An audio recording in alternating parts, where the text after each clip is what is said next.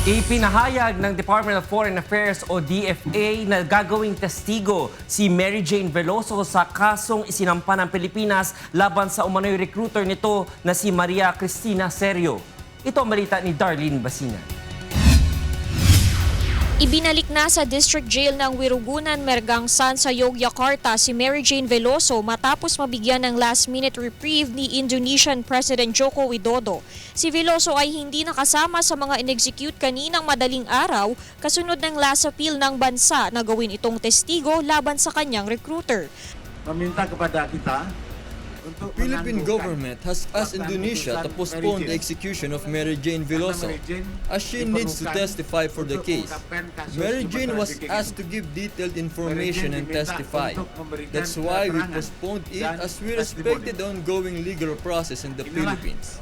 yang menyebabkan akhirnya Ayon sa Department of Foreign Affairs o DFA, ipinagpaliban ng Indonesia ang execution kay Mary Jane para bigyan ito ng pagkakataong makapagbigay ng testimonya kaugnay ng kasong isinampa laban sa mga umano'y nag-recruit sa kanya, kabilang na si Maria Cristina Serio. Dahil ang basis ng pagkakabigay ng stay ay para to enable Mary Jane to give her testimony in connection dito sa mga kaso na sinampa laban kay Maria Cristina Serio, no?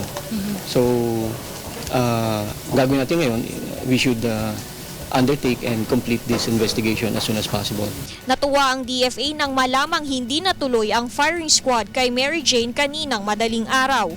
Well, from all indications nga, no? Yesterday, hanggang nung gabi, no? Na close na nga, no? Lahat ng avenues, yung legal and diplomatic natin. And, well, hindi namin inaasahan, no, na kami rin ay na-sorpresa, no. It was of course, a very pleasant surprise. Naniniwala din ng DFA na malakas ang kasong hawak ng Pilipinas at nakatulong din umano ang pagsuko ni Serio sa pulisya kahapon. Talagang meron lang tayong very strong na legal case, no. So, ang consideration ng Indonesia is on a purely legal basis.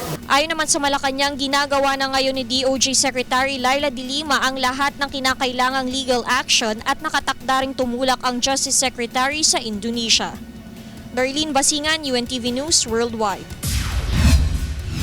Nagpasalamat naman ang Malacanang sa lahat ng mga tumulong sa kaso ni Mary Jane Veloso upang maiurong ang pagpataw rito ng parusang kamatayan.